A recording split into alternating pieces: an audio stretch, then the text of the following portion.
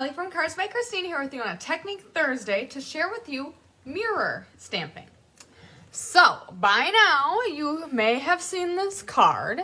This is our October mystery card, which was revealed last week.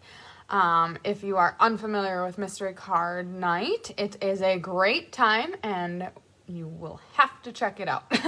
More information can be found on our Facebook or by reaching out to either of us to get you in the know. But this was the end product. And these beautiful little creatures are from the Cutest Halloween stamp set. And I just liked them arranged in this way, but the ghost was going the other way. So I needed to make my ghost friend the opposite way. And that is easily facilitated through mirror stamping. So, I'm going to show you how to do that. You're going to bring in your silicone mat. Now, if you watched last week, I did something with the silicone mat, and I'm like all about telling you guys that I have just been obsessive with this silicone mat, and I like just don't know. It is so handy. I grabbed the wrong stamparatus, so just give me a second.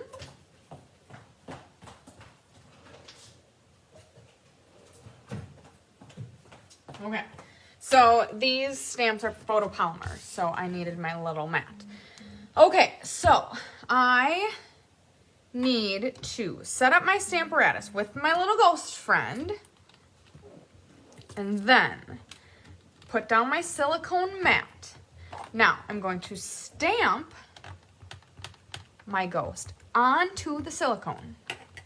You are not seeing this wrong. I am stamping it on the silicone. And then open it up, get this bad boy inked back up,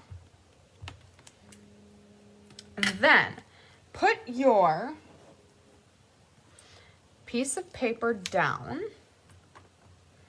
and then close again.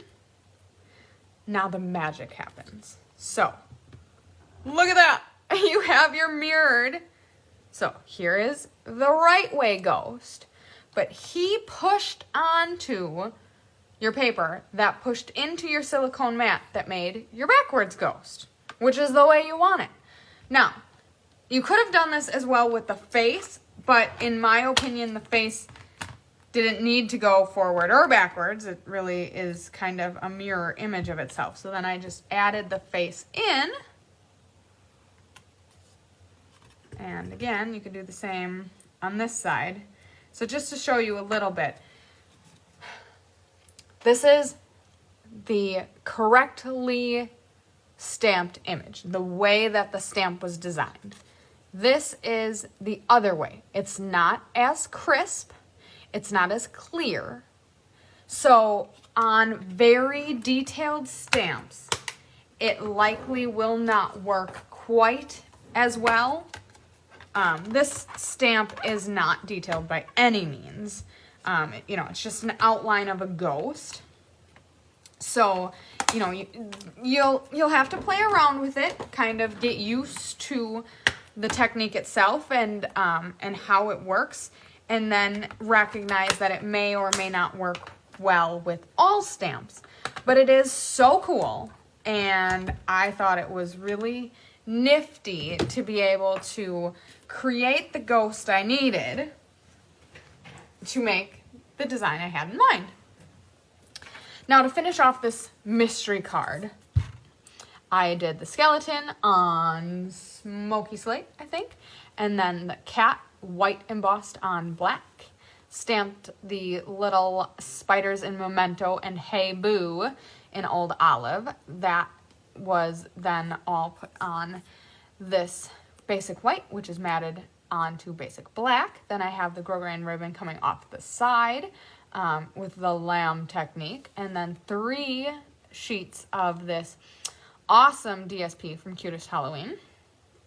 Cut some of the cute stars in black, and then the brick and mortar embossing folder on the smoky slate with some Old Olive brushed over it with a dauber to be honest with you. I didn't even use the blending brushes. I used a dauber.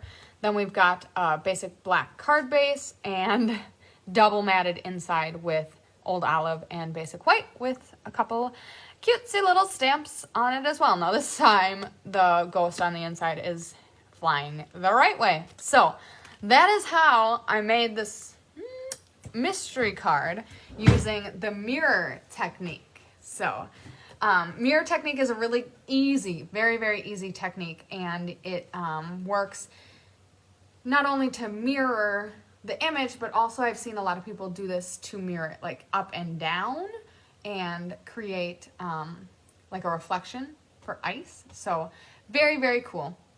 I hope you enjoyed Mystery Night if you participated. If you haven't, I challenge you to participate in the next one. Mystery Night is so much fun. And I hope you enjoyed Technique Thursday, and you can catch Chris later tonight to do some live card making.